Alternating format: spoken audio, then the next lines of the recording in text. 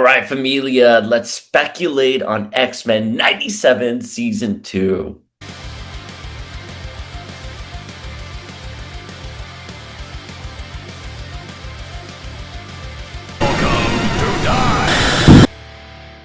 I was so excited last night. I saw this trailer late when I was in bed and I was tired. I was ready to go to bed, and there it was served to me on X. So I did a really quick reaction video just breaking things down, and I got a lot of comments from people being like, no, you forgot that Bastion's arm had Cable's time traveling device, and that's why the X-Men were hurled through time. Or, Wolverine becoming feral was a little bit more complicated than that. And of course, I know that, but for the sake of a reaction video, I wanted to condense things down. I also didn't really, for people who are just checking out the trailer, you don't want to get into the nuts and bolts of everything because it could, potentially spoil something, but also it's going to go over a lot of people's heads.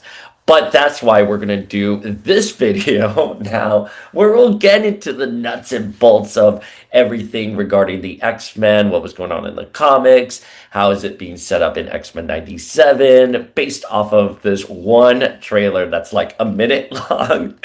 How long is it? It's a minute and 48 seconds. Well, like the first half of the trailer, though, is reused footage. So, I have my morning coffee.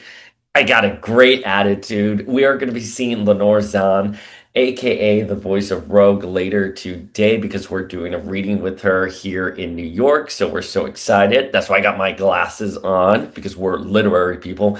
But why don't we sit down and let's break down the trailer here. Spoiler warning, spoiler warning, spoiler warning.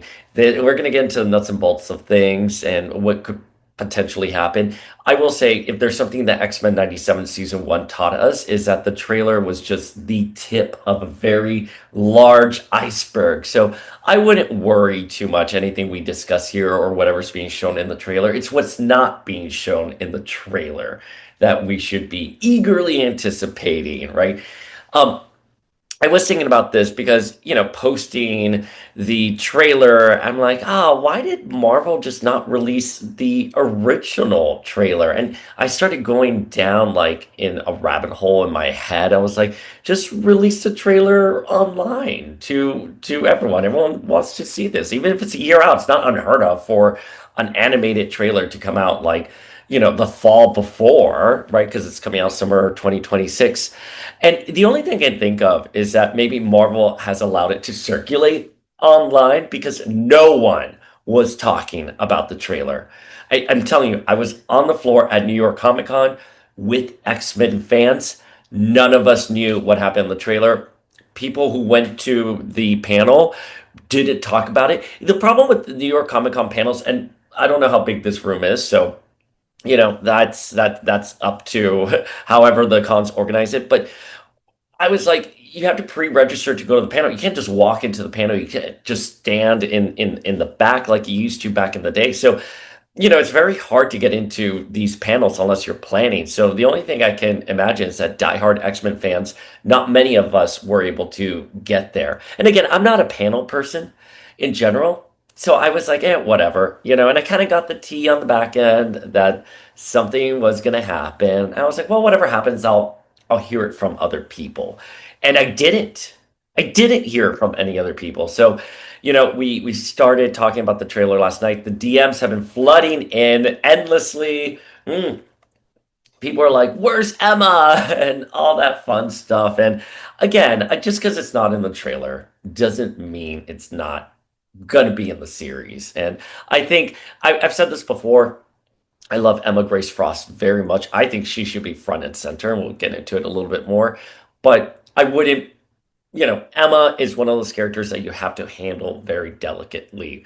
And I think they're going to be building towards Emma, sort of like what I would think. Okay. So the trailer is starting off with Apocalypse, and this is Apocalypse's first appearance at the end of the two-parter episode with Rogue in Your Island in season 1 with the Cure. And this is the end where Mystique is walking on the rocks and she goes, Apocalypse, Apocalypse, I found another mutant to be your slave. And This is where we find Apocalypse for the first time, and he goes, Warren Worthington the third, wings of an angel. And Mystique right here just said, how did you know he was a mutant? And he says, because I know more of this world than you can dream. That is why I must destroy it. All from memory. Did not have that quote down. I rewatched that VHS over and over again. But this clip right here, his first introduction to Apocalypse, and he was terrifying.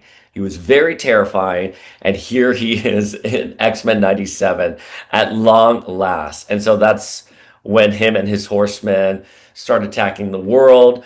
I mean, it was really traumatizing to see Famine use his powers in the animated series. I mean, people became gaunt and skeletal. It was really like they were on a wagon in the countryside. It was really scary. I mean, again, Apocalypse does not F around.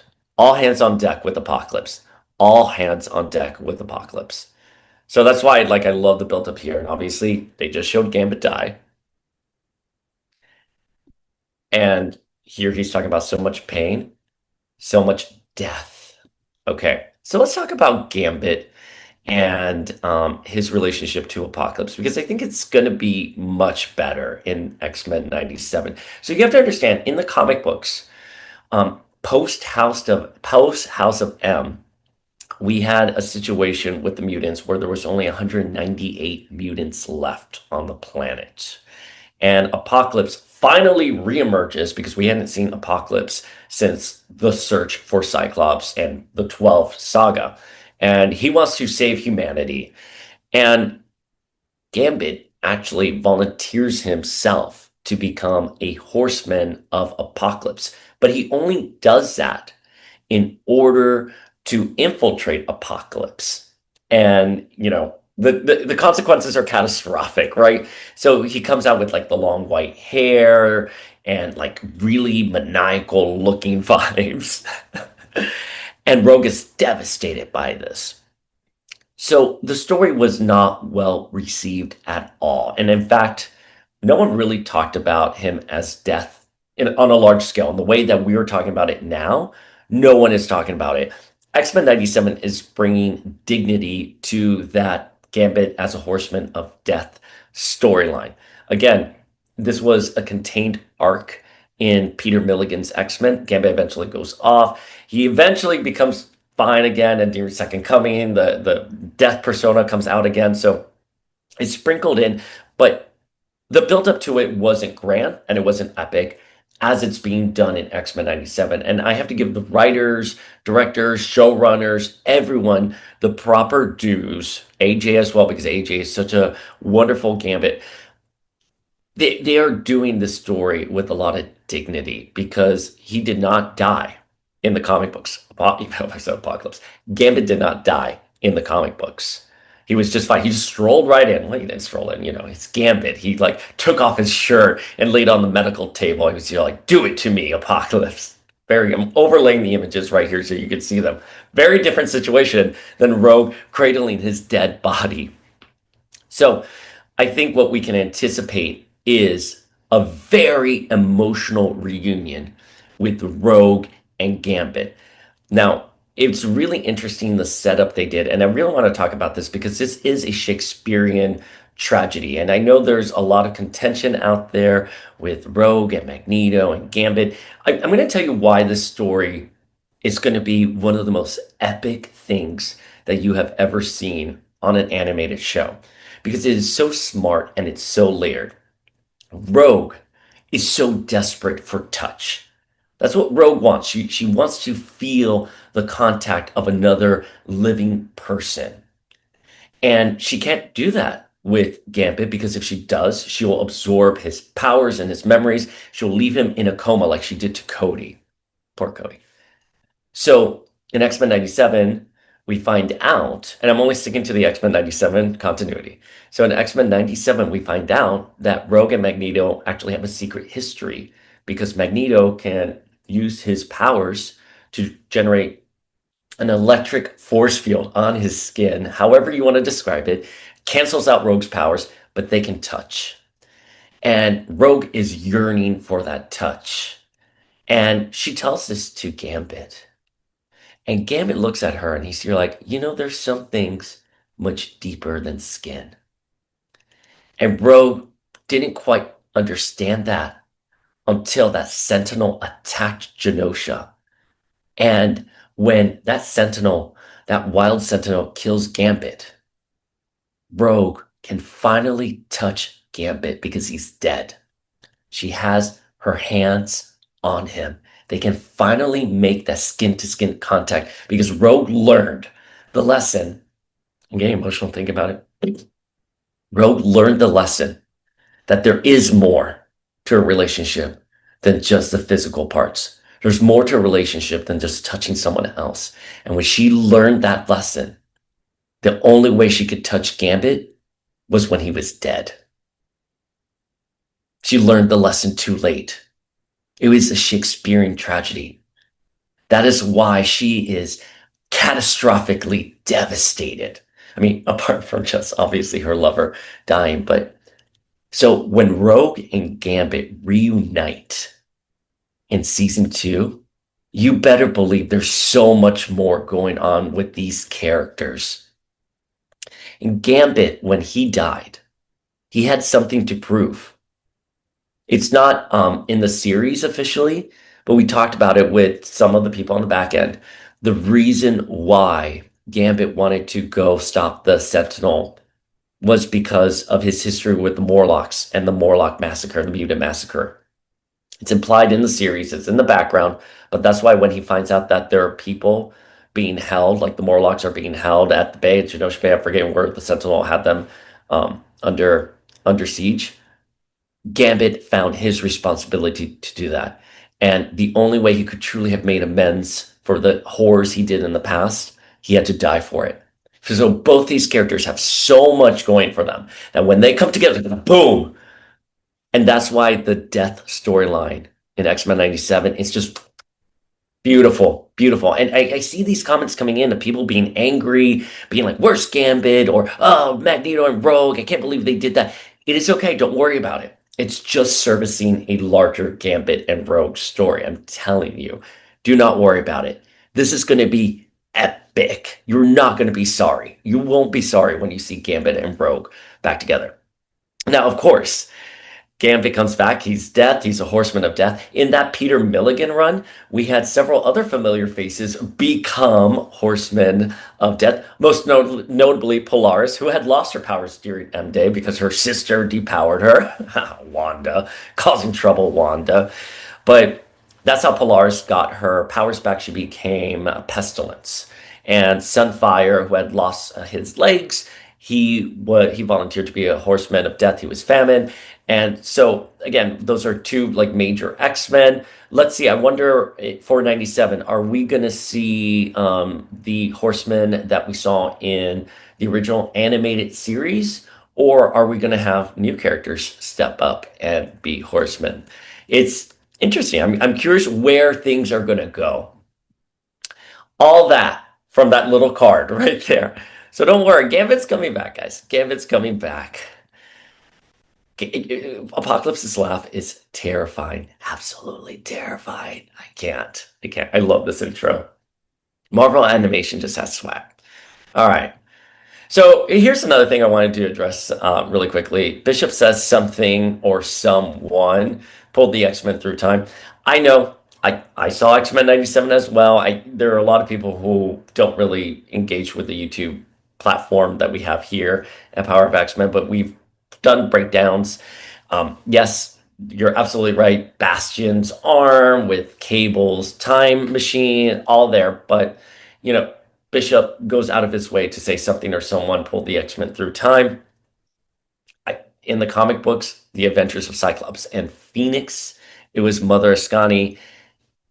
I am just saying, I think there could be a little bit more happening there than just the theory of Bastion's arm with Cable's time machine. That's all I'm saying. I'm not saying I'm right.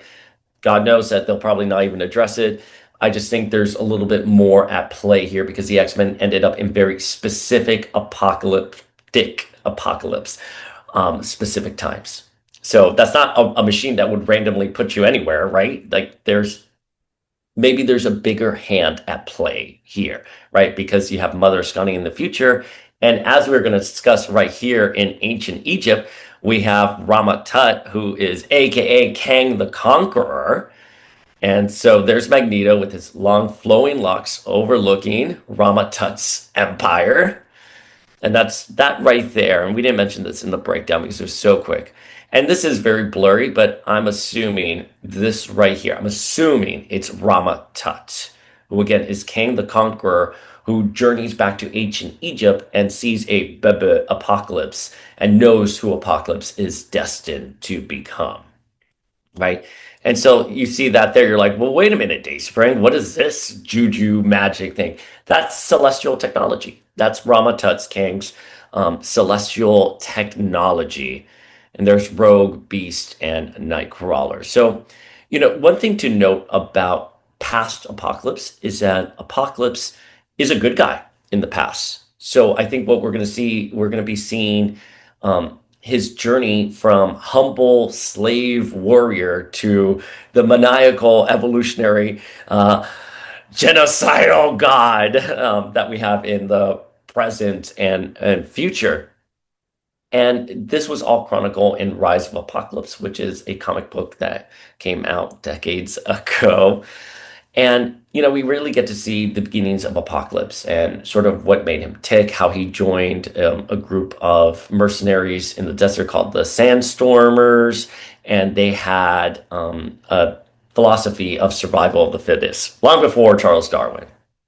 But one of the things that I'm trying to think about in the context of here is that we're going to see Apocalypse be very innocent again, and he's going to be a slave. And what's going to set him off towards the path of Apocalypse? I mean, something terrible has to happen in the past that's going to make him this evil being in the present and future.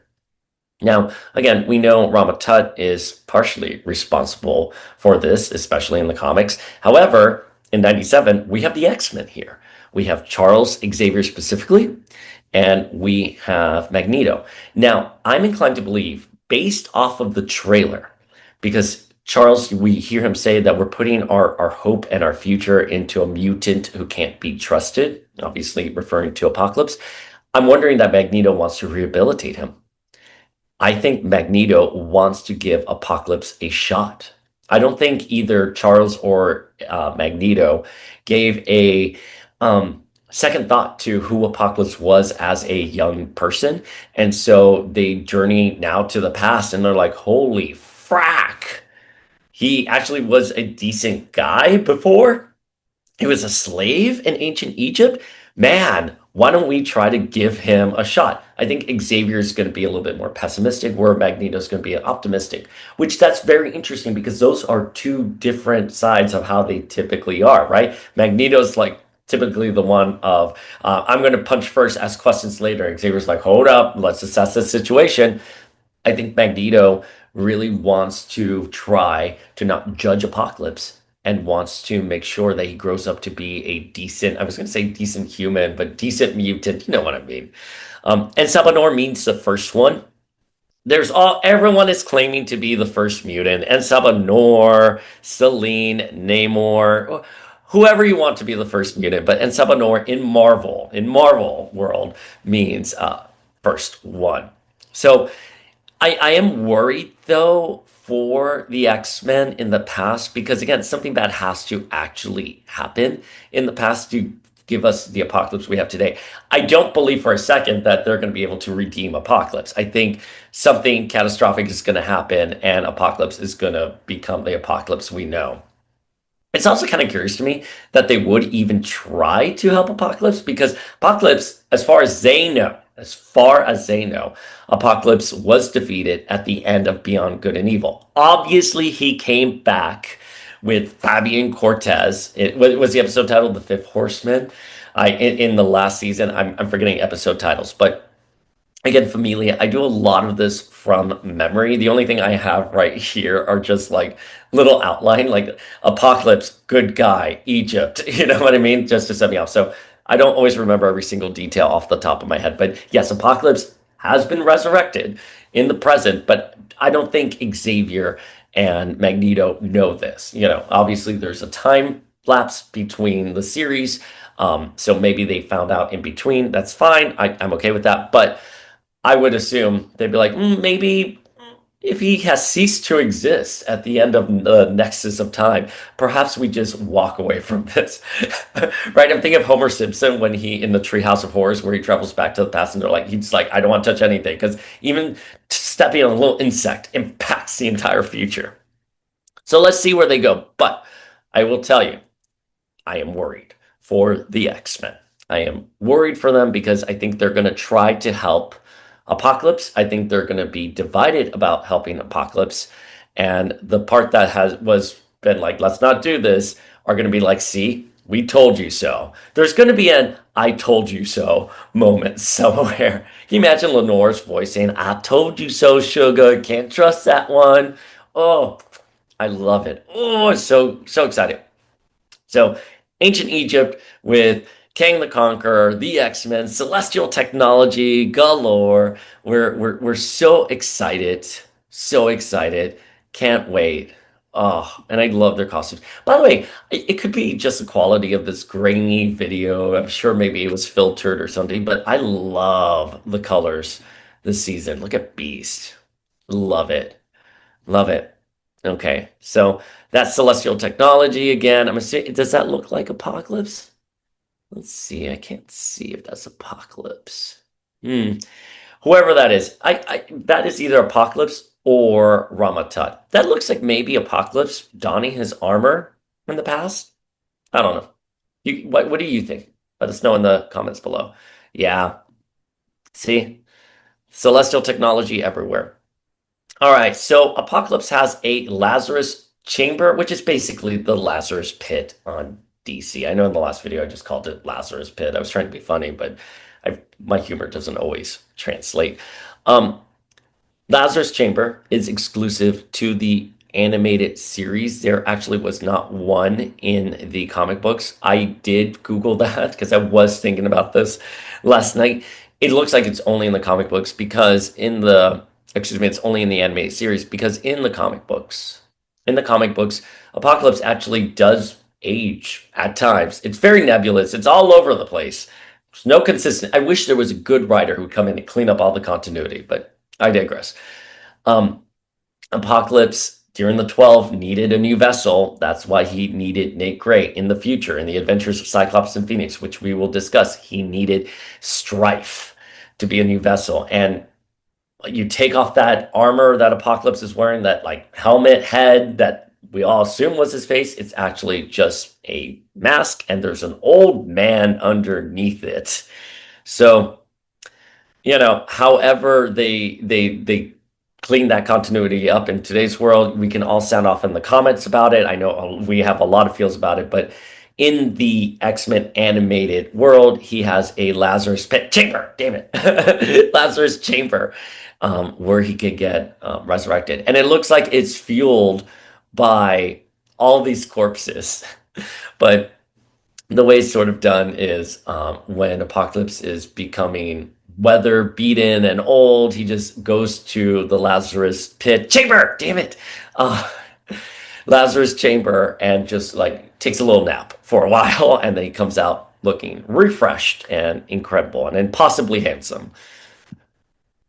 All right. So this is the kickoff of the adventures of Cyclops and Phoenix. And I love the adventures of Cyclops and Phoenix. I've wanted to do a proper breakdown of the adventures of Cyclops and Phoenix on the podcast. We've spoken with Scott Lobdell about it.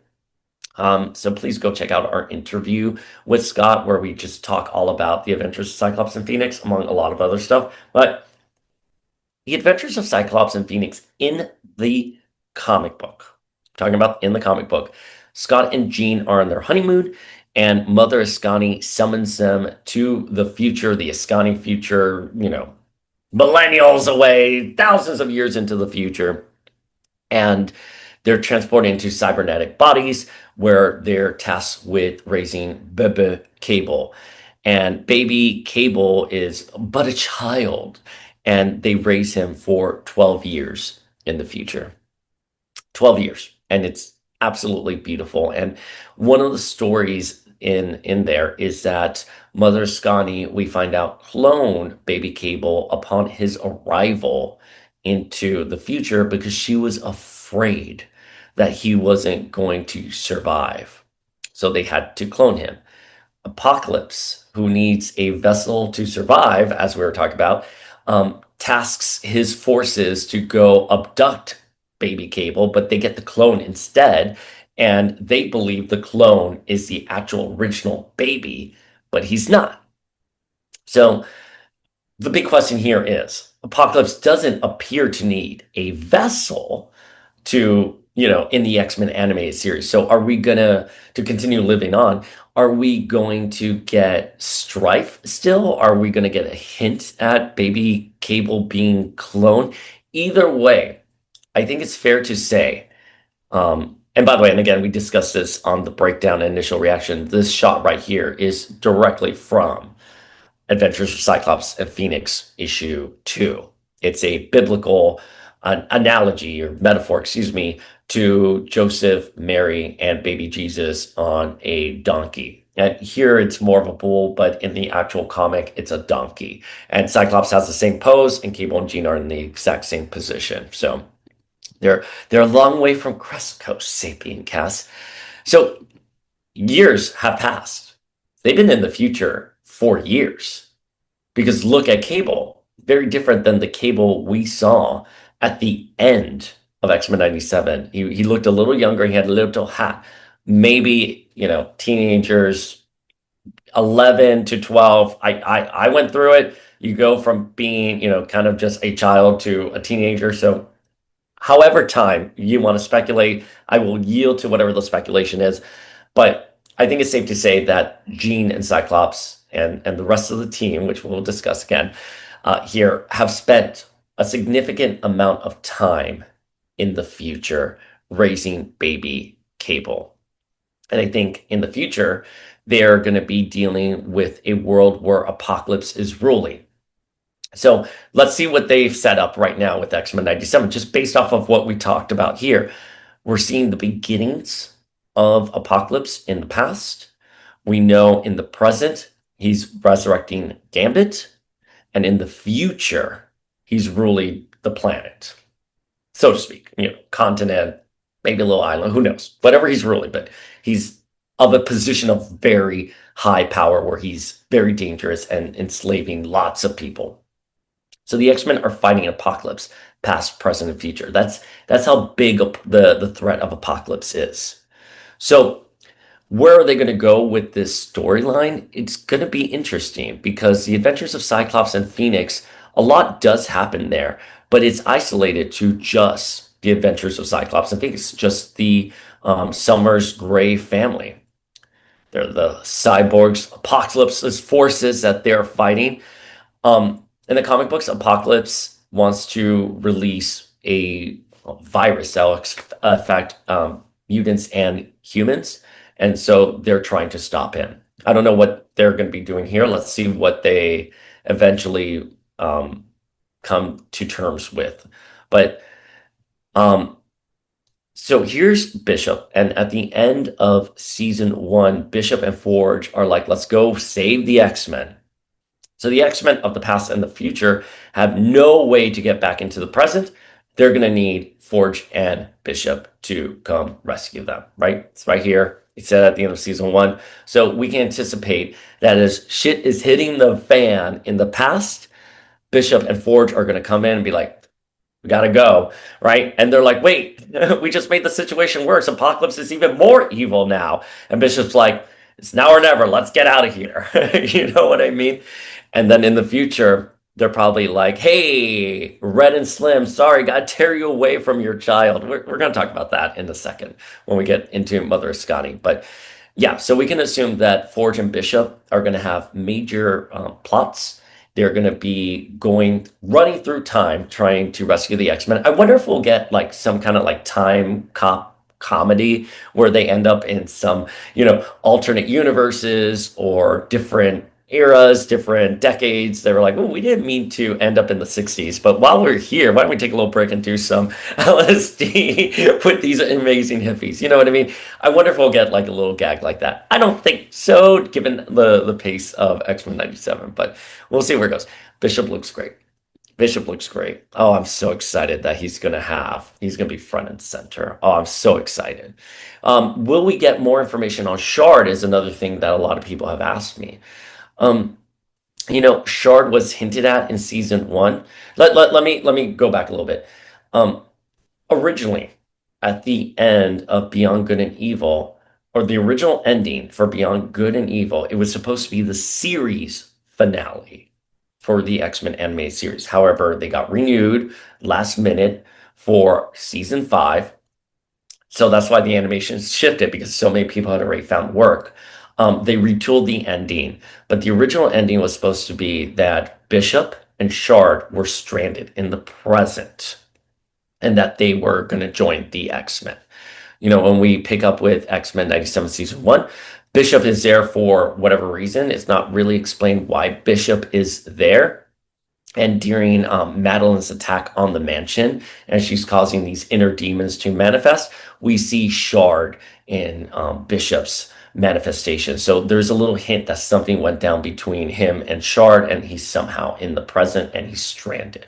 So that's as much as I know. That's as much as it's out there. I would love to see Shard back. I mean, Shard is one of my favorite characters from X-Men the animated series. When she in Beyond Good and Evil, when she teleports back into the present and she's here like, "You're Mr. Sinister." And Mr. Sinister is like, "And who are you?" And she goes, "A friend of Charles Xavier." And then she does a backflip. Oh, so good. So good. So give us more Shard. All right. So there's Storm, and I mentioned this in the breakdown or my initial reaction. Um, Storm is in the future with Morph and Wolverine. They're in the future. That was not revealed at the end of season one. They were kind of a question mark all over. We didn't know where they ended up, but I can confirm on the back end they are in the future. And I wonder what kind of storyline Storm's going to have. This is her Uncanny X-Men 270. I'm really bad with issue titles. Believe 270, where she was de-aged. I don't believe Storm here is de-aged at all. But the I was going to say green because I'm looking at the cape. The blue and gold standard, uniform with the hair and the ponytail is a direct homage to Uncanny X-Men 270. She is in the future. It looks like she has fire swirling around. I don't, we talked about this in the previous video. Is that the Phoenix? I don't think so. I don't think they're going to give Storm the Phoenix by any means, but is the Phoenix circulating around? I don't know. Now, I'm curious to see how many years have passed since they've been there. If Storm had retained her mohawk at the end of the season and we saw her now with long hair and a ponytail, we can be like, damn it, a couple years have passed. But the Adventures of Cyclops and Phoenix, like every issue sort of opened up, with a time jump forward. So I believe it was like 5 years, 8 years until we got to like 12 years. It was 4 issues, so not a lot. But you know, let's see what the time lapse is. There has to be a significant amount of time lapse, right? Look at that. Storm looks so good. All right, let's get into Wolverine. And I'm gonna say, sometimes on Power of X-Men, I I don't always say what's on my head. I'm like, no one's gonna care about this. Let me just streamline my comments. And I said, oh, at the end of Fatal Attractions in the comic books, Wolverine had his adamantium skeleton ripped out. And then, long story short, he becomes feral Wolverine. And I shouldn't have said long story short because when I woke up this morning, the amount of DMs and some comments on the YouTube page of people just being like, no, you got it wrong. No, it's not that his skeleton, his adamantium skeleton being ripped out, caused him to go feral. I know.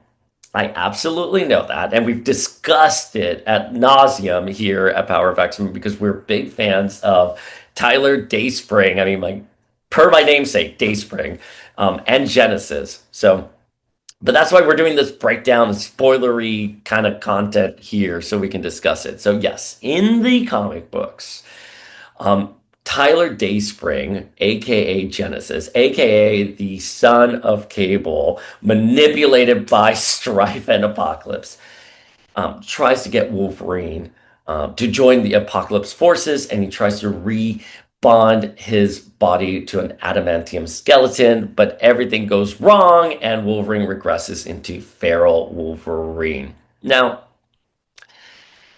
Tyler has been introduced into the X-Men animated universe.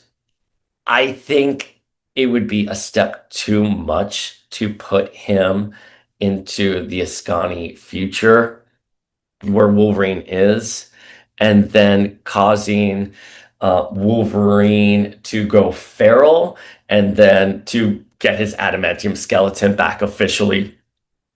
It seems like a lot. I'm not saying that 97 doesn't go through plots really quickly, but I'm just putting X-Men 97 and the animated series are very well written.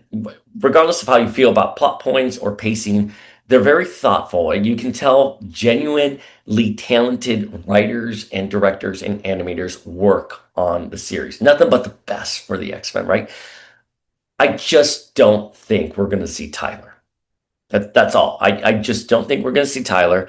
I think it brings up too many questions, right? And if we do see Tyler, I think it's going to be in a cameo, like how we saw Vulcan. Like, wait, isn't that? Oh, it is.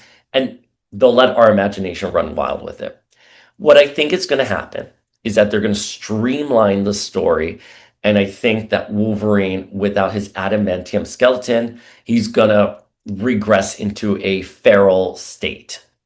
Jean sort of said that once during the Onslaught era. It's like, Scott, look, Wolverine without his adamantium skeleton has mutated further than we could ever anticipate. Right? She didn't know everything that was going on the back end. But let's see where it goes. But Wolverine is obviously going to get his adamantium skeleton back. The question is he going to play on Apocalypse's side? We already got the death card is already filled, right? Is he going to be another horseman? I don't know. I wouldn't. That's another storyline I wouldn't bet on because, again, during the 12, we found out that Wolverine was the horseman of death because why not? Everyone gets to be the horseman of death, right? Hey, Archangel, take a break. Here's Gambit. Here's Wolverine. Here's Dakin. Dakin. I say Dakin. I don't want to get corrected in the comments, but um, let's see where they go with this. I think Wolverine is a really great character. And I think he needs to be a little bit more front and center. I know that's really contentious there, but he's Cal Dodd voices him so well. And this shot right here is a homage to the Frank Miller Wolverine issue 1. Direct homage. Look at that. I intuitively smiled looking at that. I love it. Yeah, so whatever happened to him here, whether it's Apocalypse, whether it's Genesis, whoever it is, he's getting rebonded with his adamantium skeleton. Does it happen in the past, present, or future? Right? Obviously not the past, but does it happen in the present or the future? I don't know. It's a lot to do, right? I mean, how long are they going to spend in the future versus getting into past? There's a lot going on here. So this looks very futuristic to me. My money would be that as Cyclops and Phoenix are raising the cable, Wolverine is going to get his adamantium rebonded, and if not, then it happens in the present. Something like that. That's the only thing. Well, let's see right here. What's he wearing? So he's wearing. Hmm, this looks like his brown costume, doesn't it? His brown and orange costume. I mean, he's partially shirtless. Let's see. Let's see where it goes. That would tell me maybe it's going to be the present. Because wouldn't his hair be grown out a little bit if he's been in the future, or like where does he find a barber in the future? I don't know. Oh, I mean, everyone looked like that great hair. I mean, Cyclops still had his hair like the same. Gina Storm looked fabulous. Maybe I'm overthinking this. All right, there's Jubilee and Sunspot in his X-Force costume. Now, Jubilee has worn her hair like this before, at the end of the original series in season five, and then they picked up with her having the shorter hair. So Jubilee likes to let her hair grow out. There's some spot in his X-Force costume. My question here is, this is a world without the X-Men. I'm assuming this is the present, right? So here's my question. Okay, let's break this down. There's two scenarios in this is and on how this is working out. One, this is a world without the X-Men in the present, or the X-Men have now returned from the future and the past, and Sunspot gets a costume upgrade. I don't know why Jubilee wouldn't get a costume upgrade. Seems kind of weird to me, that she wouldn't be in. Is that it? Still looks like the black costume she had. Let's see where it goes. Right, it's kind of hard with this grainy video. So, do the X-Men come back and the junior team that was holding the fort get new costumes, like Jean right here in her new X-Men costume, or is it Cable? I want to come back to this really quickly, but let me just show it right here. Right here. Or is it Cable? Because here's a shot of Cable, and then there's Sunspot. Is Cable recruiting X-Force members? And it begs the question that in a world where the X-Men are MIA, because we knew it was a couple months at the end of season one, have other mutant groups stepped in? And as we see later in this trailer, we see X-Factor. And X-Factor is a government-sponsored team that hunts their own kind. Is X-Force now going to emerge as a reaction to that and sort of, take the mantle of the X-Men, but just make it, blood and gore, hi, is that what they're going to do? I'm curious. I'm curious. So, and in that process, they're like, hey, Sunspot, here's a new costume. So Cable and Domino, will we see Cable and Domino? I would love it. Domino has been in the background of the original anime series. It would be great for her to step in. So here, I'm just, this is just me thinking about it. I For me, this reads they're back from the future. They're in the present, and they were depressed as fuck. I said it because in the original Adventures of Cyclops and Phoenix, it's heartbreaking. Jean and Cyclops, in the original Adventures of Cyclops and Phoenix in the comic book, did not want to leave baby Cable behind.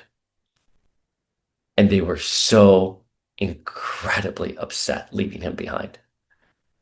They literally are just looking at him as they fade away. So, them wearing these new X-Men era costumes, which I love. I love the new X-Men era costumes, but I wonder if it's a reflection of their turmoil.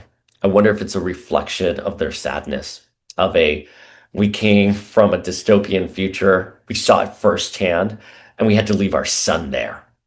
Oh God, man, I'm gonna cry thinking. Can you imagine leaving your son in a future that is a dystopian? Man, when they see Forge and Bishop show up, I hope Scott and Gina are like, absolutely not. Absolutely not. We're keeping our family together. Sorry, I'm actually crying. It really is heartbreaking to think that. And they have their daughter there too, of course. Like, what about Rachel?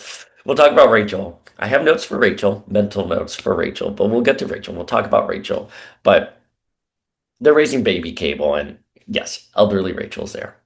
I wouldn't, you know, not the same as a human child, but if my palms are no longer with us, if they were in a future, a dystopian future, I would move heaven and hell to join them there. Would move heaven and hell just to be there with them, and I would not leave them behind. So, are Scott and Jean wearing these costumes because they are fucking pissed and sad and depressed? Um, I wouldn't lean into marital issues. That's me. I don't know why I said that. As if the X-Men 9017 cares what I have to say. But I think we saw so much marital issues with Scott and Jean in season one And New X-Men is all about the marital issues of Scott and Jean, and that's how Scott and Emma come together. I think in the context of X-Men 97, I would hope, and I think that's what this is signifying, how they're merging their powers together. I would hope the trauma and depression they're experiencing after being in the future brings them closer together. I've seen that in my own marriage. Sometimes grief and sadness really brings people together. Really does, and it makes you stronger. So I hope that's the lesson we get here for Scott and Jean. I hope we don't see Emma show up in that iconic new X-Men outfit, and Cyclops is like, Jean who? And it's a little bit more complicated than that. As you know, if you're following along on the podcast, very complicated situation between those three. But I hope the grief of losing baby Cable again, I hope that it brings Scott and Jean closer together. And I think it does. I said in the video, I'm a Jean Grey scholar. The other video, I'm a Jean Grey scholar. And I don't remember her ever manifesting psychic claws. And thank you to everyone who has sent me multiple images of Jean manifesting psychic claws. I should have known the one from the Revolution era and the Teen Jean one. I do, and it's funny, I do remember the Teen Jean one. I've read, obviously, back every inch of the Teen Jean series back when it published. But you know what? I'm not ashamed to admit, the Krakoan Age, after Trial of Magneto, which was a garbage story, and Inferno, which was also not a very good story, my interest in the X books took a nosedive. So I missed it in the Krakoan era, but no excuse for the other two instances people sent it to me, and I'm sure there's more. So I don't really understand what she's doing there. Listen, I'm going to be honest with you. I'm not a very bright person when it comes to physics and stuff like that. I'm like, what? How does that? Are they reflecting? Like his powers are going through. Like she's using her psychic powers to project his telekinetic. Excuse me, powers to project all his optic blasts everywhere. I can't even explain it. I can't even form the questions to explain it. So, but it looks cool. And again, this is, I think, them wanting to show how the X-Men fuse their powers together, which is one of the original aspects of the X-Men team, is that they all have different powers and they can all come together. I think that's what they're trying to show here, in the same way that they showed Wolverine and Gambit in the first season trailer. And I'm okay with that. Show us how they use their powers in new and innovative ways. And yeah, past, present, future. There's Nightcrawler fighting Rama Tut's forces. We're assuming Rama Tut's forces. There's Omega Red. He was hinted at in the end of season 1 when Magneto, took over the world. Essentially, he didn't. But as power failed across the world, Omega Red's eyes lit up and we knew he was unleashed. So that Nightcrawler fighting Rama Tut's forces, we're assuming Rama Tut's forces, is the past. Omega Red, I'm going to say, is the present. Let's say this is present. Now, this is interesting. This looks like the Phalanx to me could be a techno-organic virus, because one of the things that we have not talked about is that in the adventures of Cyclops and Phoenix, Cable's, the techno-organic virus he's infected in, is taking over his body. And so Jean has to teach him how to use his telekinetic abilities to keep that techno-organic virus at bay. So that could be the techno-organic virus, could be the Phalanx. It's something techno-organic. Whatever it is, there's a fist and a hand there. It looks like that could be a time thing. It could be telekinesis too, telekinetic powers. That looks like Egyptian celestial technology. It could be Ascani technology. You decide. You let me know. I'm agnostic on what this could be. There's Cable. So Cable's wearing a hat, and he looks like to be in a very cute store. He's obviously in the present because his past self is in the future being raised by his dad, and his clone mother's original copy, however you want to describe it. We'll just say Jean slash Patty.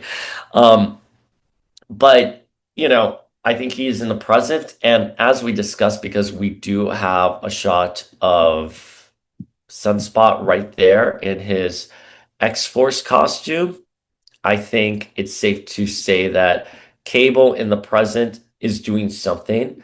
And I think it's leading to what we saw at the end of X-Men 97 season one with like, who are these potential new X-Men? Maybe X-Force has come from the ashes as well. Um, maybe X-Factor is causing trouble. I think there's something going on with Cable and him on the trying to form a team. And I hope it's X-Force. I really do. I can't believe this shot of Sunspot in his X-Force costume. All the chef's kisses that I can give. So there's Colossus. Um, Bring him out. Bring him out. He hasn't officially joined the X-Men in the animated series. So I wonder if Cable is going to try to enlist him. He was on X-Force during the Krakoan era. He's not a character I typically associate with X-Force, so that makes me a little nervous. And now that I'm seeing Cable with his hat in a store looking kind of sly, and then X-Force, Sunspot, and now Colossus, it worries me that perhaps he's going to join X-Force. And it's great. Why wouldn't you want Colossus on your team? But Colossus is A-list X-Man to me. He's not sub team or spin-off team. He's an X-Man. But let's see where it goes. We're excited. Obviously, Morph changed into Colossus in season one, and he had the actual costume. So I wonder how they'll, reason with that. Maybe he had a stint during that time lapse. Who knows? And he got a costume. Okay, you're ready to talk about danger? It's dangerous to talk about this. So we have danger here. And I, part of me wishes they wouldn't be doing danger because danger is very much post new X-Men. Not a 90s character at all. I mean, Genosha being destroyed by a wild sentinel is not 90s at all either, in fairness. And many stories have been adapted, like Dark Phoenix and the Phoenix Saga, right? And Days of Future Past have been adapted to the series that were not 90s. And that's fine. That is 100% fine.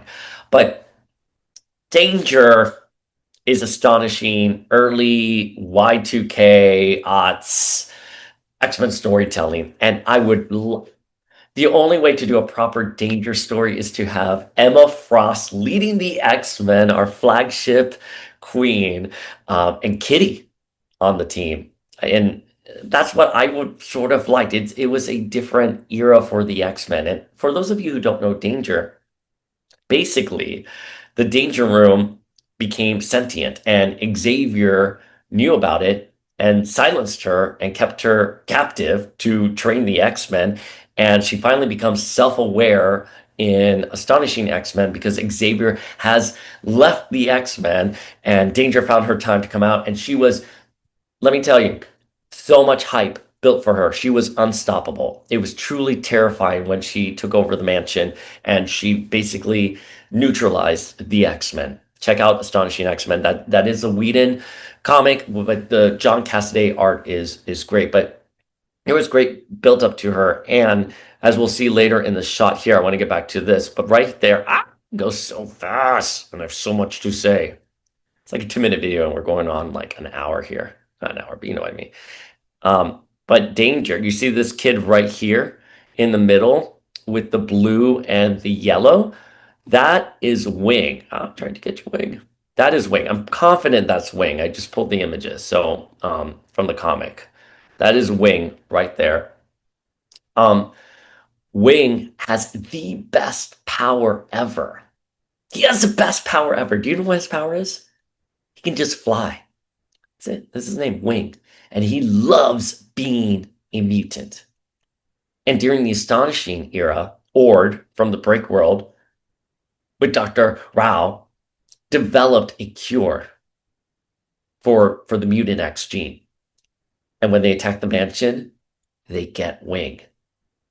And Wing is so depressed And Danger comes online during this time and uses the holograms of the Danger Room to manipulate him, to manipulate his perception, and it leads to him unaliving himself. It's a dark story. It's a dark story. That's a lot to do in a season already. You know what I mean? Like, so they are going to be blowing through plots. I'm assuming that's what they're going to do. If you have Wing and Danger in a trailer, yeah, two songs, you know? Um, oh God, I don't think I'm going to have the emotional stomach for this, but yeah. So Danger and Wing from Astonishing again. I don't know. You tell me. Like I would have rather them had held off for that. I would like a new marketing campaign in a couple of years be like your X-Men of the Y2K, and you have Emma, Astonishing Cyclops, Kitty, Colossus, um, Armor, and then Danger and Wing, and you can go into all that. And yeah, and Wing is Armor's friend, so I hope we see Armor. I hope we see Armor um, pop up. All right, so there's Polaris. We already talked about the Neve Campbell situation. Neve Campbell is not going to voice Polaris. We in journalism school we call this your primary source. Primary source, I have confirmed, not happening. Not happening. It was leaked. She was involved in production at one point. She's no longer involved in production. So Polaris is going to be voiced by someone else. She looks to have a really close relationship with Xavier. I think we're going to lean into Lorna's history with the X-Men, which we only got really quick glimpses of it in the Cold Comfort episode where Iceman was in search of her. We knew that Lorna and Bobby were part of some iteration of the founding X-Men. They weren't O5, but when the O5 expanded, in this animated universe, in the comics as well, but I'm only talking specifically to this animated universe, she looks to have a very close relationship with Xavier, which is really interesting. I wonder if she was a teacher's pet. I would have assumed Jean or Hank would have been the teacher's pet. Like Cyclops is like the one who wants to get everything right, but Charles is like, oh, you're trying so hard, Scott, but I really love Jean. I really love Hank. I really love Lorna. So let's see where that goes. I wonder if they will discuss Havoc and his relationship with Cyclops. That is, I know, a story that the Lee Waltz originally wanted to tell. They originally wanted to tell that story.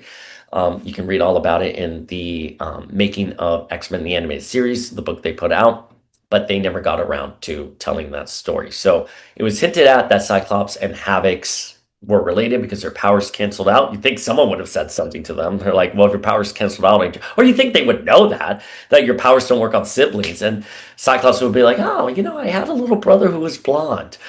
He would be around your age, right? No such luck in the animated series, but so let's see what's gonna be going on with Lorna.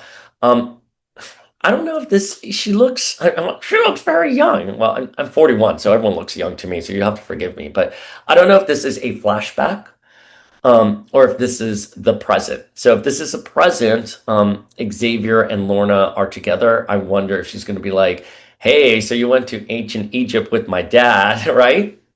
They also didn't even confirm if she was Magneto's daughter in the animated series because at the time it was not confirmed. It was nebulous, it was retcon, and then the retcon was retcon. So it was only until Chuck Austin confirmed that Magneto was Polaris's father.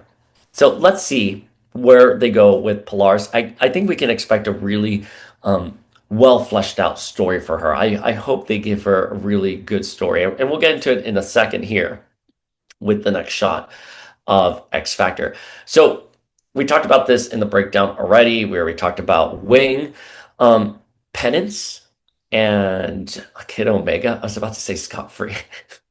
Kid Omega. I wonder if this is Generation X's version of Generation X. Now let's talk about these two kids on the sides here. I was told, again, a primary source. So I'm just reporting on this. I don't want to get into debates about this on the comments. I was told that these are the two mutants right here on the left and the right, at both ends, the two mutants that are murdered in God Loves Man Kills. I have had so many people DMing me saying, no, it's probably this, it's this. However, the conversation wants to go, it's not a hill I need to particularly die on. But I went to a primary source for this, and I was told that as far as production was concerned, these are God Loves Man Kills, those mutants there. So, interesting enough, as we discuss, all these mutants are destined not to have good futures here, because if it is those two from God Loves Man Kills, they don't last very long. Kid Omega dies in New X-Men. Wing unalives himself, and Penance ceased to exist because she's actually Monet. So I'm sorry for this generation. Um, I don't know if they're being trained in the danger room, and this is where danger starts like messing with them. Kid Omega started off as a pupil in New X-Men, and he wore really interesting tees. So, the Magneto was right tee. It started off with him in New X-Men at Right Xavier's. That's the first time we ever see the Magneto was right t-shirt on like a youthful person. God, this was like 20 years ago. I sound like a grandpa. But anyways, he's wearing a Dark Phoenix tee there. That seems a little premature. I don't know. Just would they have known about Dark Phoenix? In today's world, they would have. If this was set in like 2025, I was about to be like, this was set in 2019. Still with the pandemic brain, I'd be like, yeah, Dark Phoenix probably has a TikTok theory videos, on it. Like all the podcast, all the political commentators and their podcasts would be commenting about Dark Phoenix, right? Anywhere from Bill Maher to Candace Owens would be talking about the Dark Phoenix saga. But um, it's curious to me he's wearing that shirt. I don't know because Magneto is technically the X-Men are dead, right? I don't know why they wouldn't have had like a Xavier was right, Magneto was right, Cyclops was right T-shirt. It's kind of odd. It's a little weird of a misfire that they have the Dark Phoenix T there. I don't want to overthink something, but so let's see what's going on here. Are they part of X Force? Are they if Sunspot is going to X Force, is Jubilee trying to start her own team? Generation X, perhaps? And that would be really cool. Or are we going to get Emma? And these are her version of the aliens in X-Men 97. I don't think so. I don't think we'll see Emma in that capacity just yet. But yeah, I'm curious what's going on here. I'm curious what's going on here. So Archangel and Psylocke were supposed to join the X-Men at the end of season 4. Again, as we discussed, the original ending was going to have Bishop and Shard time stranded in the present. I'm like time stranded in the present, and part of that storyline was going to be Storm was going to leave the X-Men, Cyclops and Jean as well, and new members like Psylocke and Archangel would be joining. So they have met in the X-Men animated universe. We know that Warren was concerned for her. He doesn't know why, but he was concerned for her.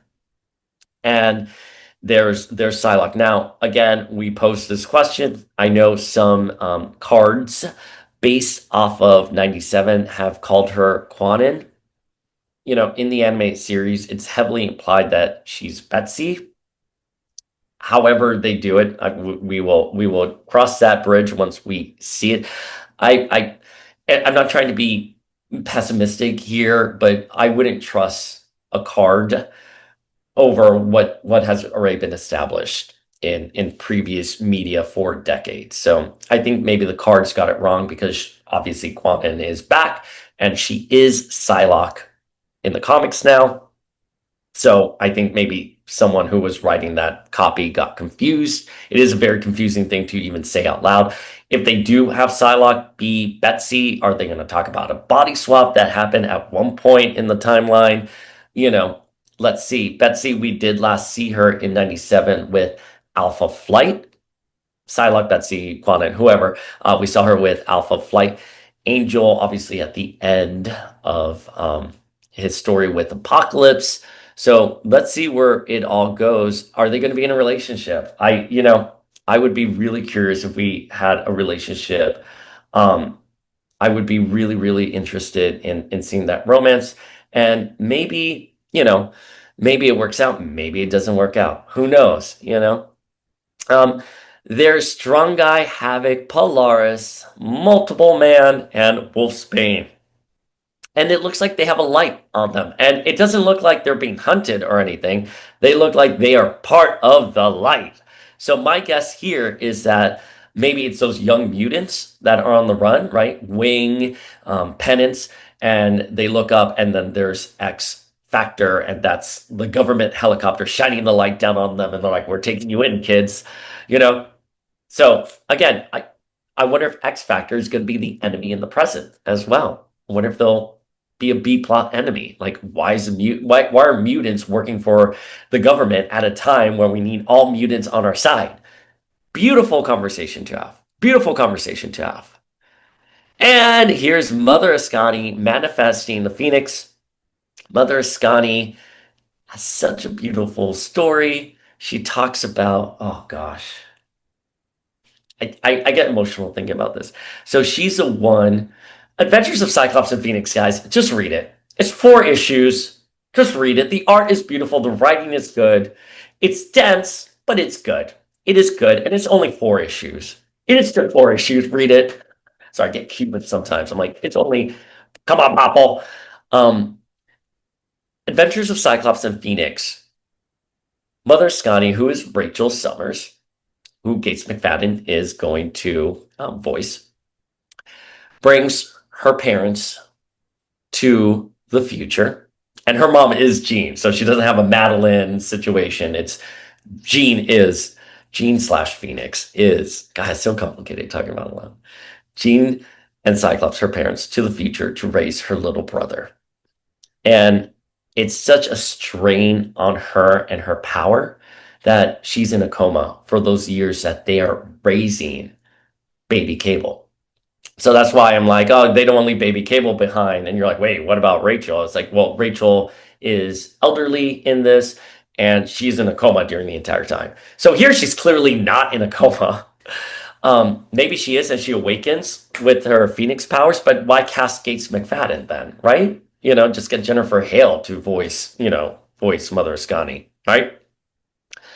So I think she's going to have a little bit more of an active role in the Ascani future is where I'm going with this. But the Phoenix in the Adventures of Cyclops and Phoenix, you have to understand Jean, when she came back to life in X-Factor after the events of Dark Phoenix, it was said that the Phoenix was a separate entity posing as Jean. We had none of this Jean is the Phoenix is Jean conversations that we're having today.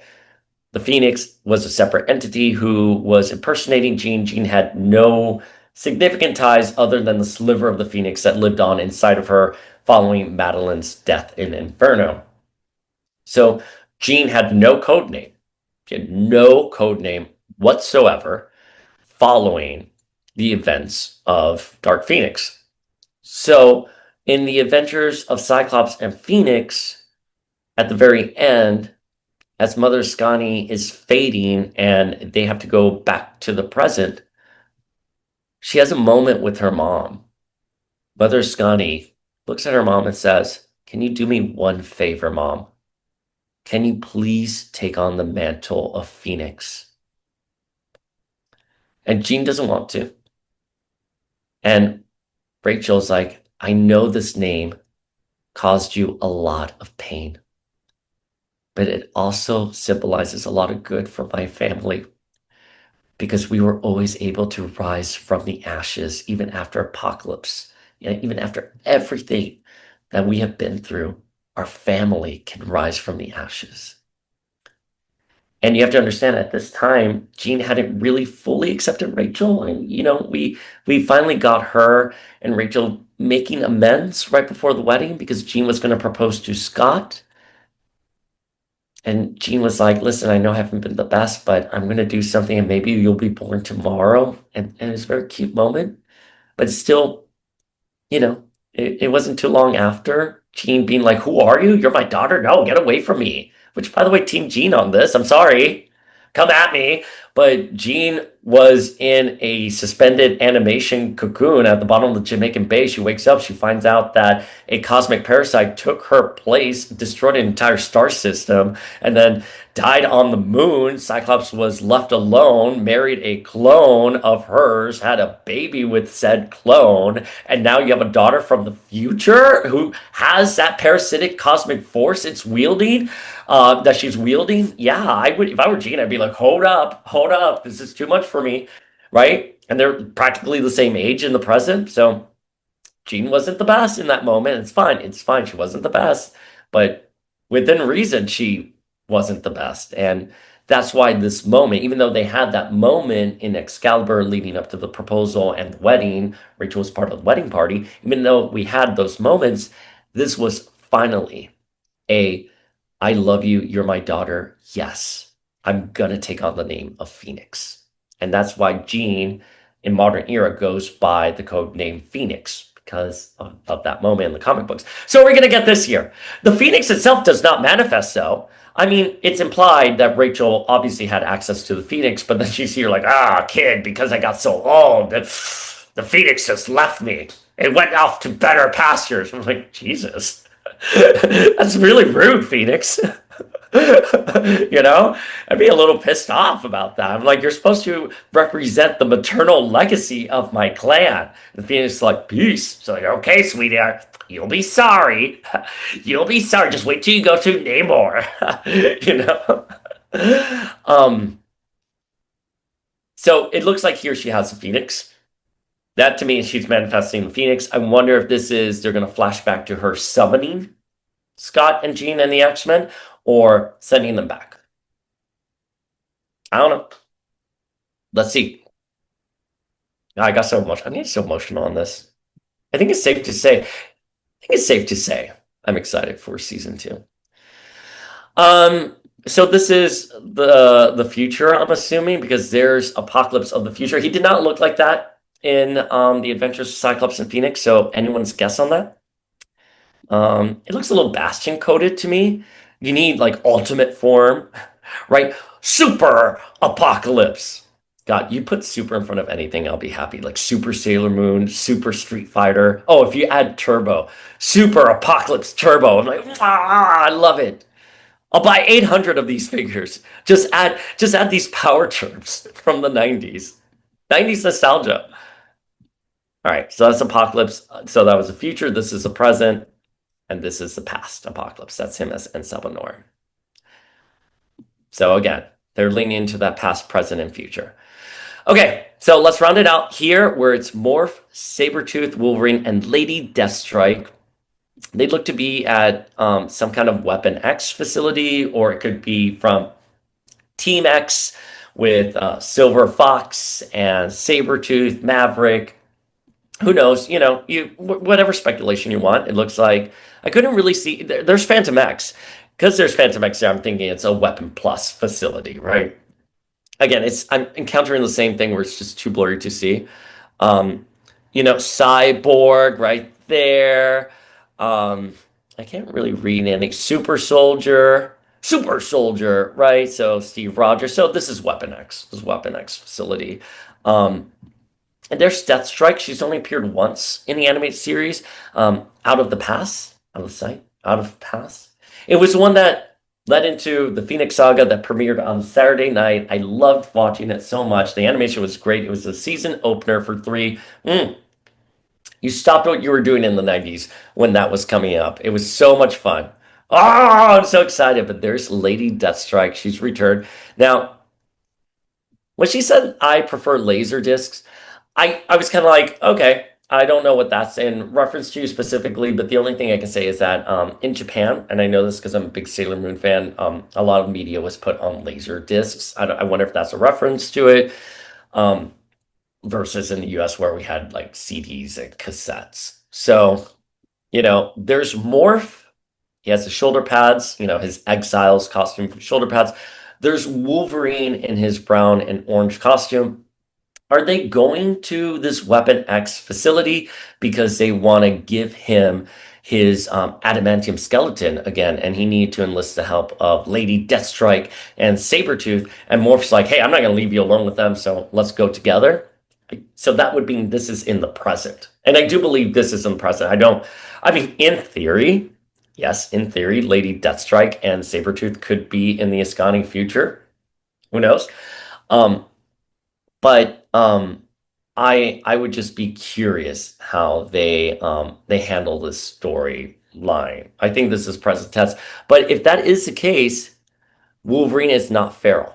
So if this is Wolverine right here without his adamantium, then he didn't go feral at all. So maybe they will save that. It seems like a wasted opportunity. Um, I'd be very sad about it. It's Marvel. They could be faking us out. Anything I'm saying could be wrong, by the way. I just want to be very clear. Very clear. Even if I'm saying, oh, I have a primary source. Oh, I got a scoop on this. Could be wrong. They could change everything. Last night, this has been in production for like multiple years. So who knows? They could swap out this and it could be Feral Wolverine. Who knows? But from what we're seeing here, based off of just the merit of what we're seeing here, it doesn't look too feral. Although now my glasses are playing tricks on me. I'm like, is he feral there? You guys decide. He's clearly not feral, but you know what I'm saying. Okay. So there we go, Familia. You tell me what you guys think. That is our thorough breakdown. You can come at me in the comments now. I get a little frustrated because when I try to streamline something for conversation purposes, so it's not like an hour-long video, and I try to streamline something, and someone's like, "Oh, you missed this information." I get a little testy about it sometimes because I'm lying in bed. I'm like, "I know that information. I know it. I just didn't want to like boggle down the internet with it, right?" Um, so there's our full breakdown and speculation of what we could be seeing for X-Men 97 season 2. I got to go get ready for my book reading with Lenore, but can you all just leave your comments below? You can ring that notification bell. You can hit that subscribe button. We really would appreciate that subscribe button situation. But beyond anything else, even if it's tell me I'm wrong about something, and I'll get a little testy in the comments, but that's fine. This is a platform to discuss. Just comment below. Are you excited? Please, if you're excited, say why you're excited. If you're not excited, that's okay. You don't need to be excited, but tell us why you're not excited in a kind way, please. All right, familia, we will see you later.